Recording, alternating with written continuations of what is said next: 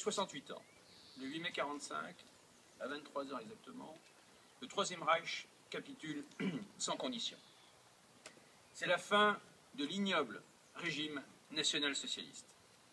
Après 6 années de guerre totale, sur terre, sur mer, dans les airs, et avec le concours précieux de la résistance, la paix est enfin de retour en Europe. Mais à quel prix? 50 millions de morts, avec une implication jamais vue des populations civiles. Et surtout, on découvre à quel point tous les repères moraux ont éclaté. Alors en 1945, alors que cessent les fracas des canons, c'est la stupéfaction à la libération des camps d'extermination. À travers les corps décharnés des survivants et des charniers, au nom d'une idéologie tout ça, on découvre l'horreur de la Shoah, ce massacre industriel perpétré en silence. Aujourd'hui, ce ne serait peut-être plus possible, grâce aux extraordinaires moyens de communication. Face au drame de la Seconde Guerre mondiale, nous avons deux devoirs sacrés, face à tous ces drames. Et c'est ce qui nous réunit ce matin. Le devoir de rendre hommage à tous les héros et à toutes les victimes de cette abomination. Le devoir d'enseigner le passé pour qu'il ne soit pas une répétition. Rappelons-nous que le pire est toujours possible chez les hommes. Et que le pire n'est pas l'œuvre de monstres, mais bien d'hommes, quand bien même ils nous apparaissent inhumains. L'homme n'est pas structuré sur le plan mental pour résister au pouvoir absolu, à l'arbitraire du pouvoir absolu. Il faut donc des barrières juridiques et politiques, et ces barrières, ça s'appelle la démocratie. Défendons-la, respectons ses règles à cette vie constitutionnelle. Dans les crises majeures, quand la vie tient seulement un fil, c'est dire souvent le caractère des hommes qui fait la différence. Quand tous les repères sont bouleversés, les choix sont évidemment plus difficiles, mais les hommes ont toujours leur libre arbitre. Placés d'ailleurs dans des conditions strictement identiques, on peut toujours choisir entre le bien et le mal. Avec la même peur au ventre, demain on peut vivre des choses très difficiles. Avec cette peur au ventre, on peut être soit un héros ou bien un salaud. C'est en nous-mêmes, c'est dans notre caractère. On est responsable. Le monde meilleur que nous voulons construire, ce n'est pas le monde idéal des idéologues. Vous savez, les idéologues, ce sont des gens mal dans leur peau, qui ne sont pas contents de leur vie, qui vont idéaliser une autre vie, et qui vont vendre ça, et très vite vont vendre ça avec un caractère haineux. Moi, ce qui m'intéresse, en tout cas, c'est le monde des hommes, d'aujourd'hui, et de demain, de nos enfants, et de leurs descendants. Je ne veux pas que nos enfants soient un jour du côté des menteurs, du côté des profiteurs, des dénonciateurs, ou pire, des tortionnaires ou des bourreaux. Je veux, moi, que les enfants aiment la démocratie, qu'ils soient les défenseurs de la liberté, de l'humanité et des droits de l'homme. Alors, à nous de leur faire aimer les valeurs de tolérance et d'humanisme, qui sont les nôtres.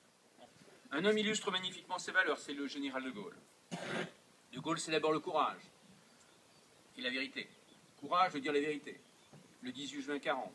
Et le courage de se battre. Il a été l'organisateur des forces françaises libres et de la résistance, contre la trahison des élites, la lâcheté de la capitulation. Il a incarné l'honneur de la France. De Gaulle, c'est aussi l'intelligence. L'intelligence, bien sûr, de sa vision stratégique. Son appel est un modèle du genre. L'intelligence, surtout, de savoir faire la paix avec l'Allemagne. Visionnaire, le général de Gaulle et le chancelier Adenauer savaient, comme Victor Hugo, qu'une guerre entre Européens est une guerre civile. Au-delà de l'économie, la construction européenne est donc une formidable idée politique. Et l'amitié franco-allemande à conserver, à bichonner, en constitue bien sûr le pilier. Avec Laobard, notre amitié dure depuis 38 ans. Ce sont des exemples concrets de ce qu'il faut cultiver. L'amitié entre nos deux pays. C'est le plus bel hommage que l'on puisse rendre aux élans courtois, dont le nom figure sur ce monument aux morts. Les propos ne sont pas anodins. Les crises, ça existe. Notre démocratie est fragile. La crise économique, celle qui n'existait pas il y a un an, d'ailleurs pour certains, parce qu'il n'y avait pas de crise il y a un an, paraît-il, crée aujourd'hui un climat anxiogène, une situation explosive en France. Le chômage bat tous les records, les déficits s'accumulent, les Français descendent dans la rue pour crier leur colère, l'insécurité progresse, la violence gratuite se déchaîne, les tensions entre les communautés s'exacerbent, l'intolérance monte, la famille, valeur de structuration d'une société, est attaquée de toutes parts. Le gouvernement multiplie les couacs, les populistes prospèrent, la morale publique vacille.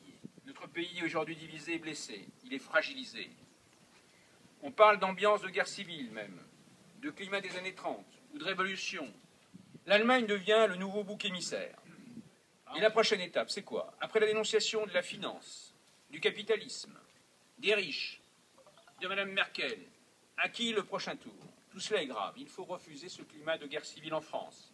Il faut arrêter de monter les Français les uns contre les autres et stopper immédiatement cette guerre ouverte envers notre partenaire allemand. Nous devons accepter notre propre responsabilité. L'Europe n'est pas un problème, mesdames, messieurs, c'est une force, c'est notre avenir.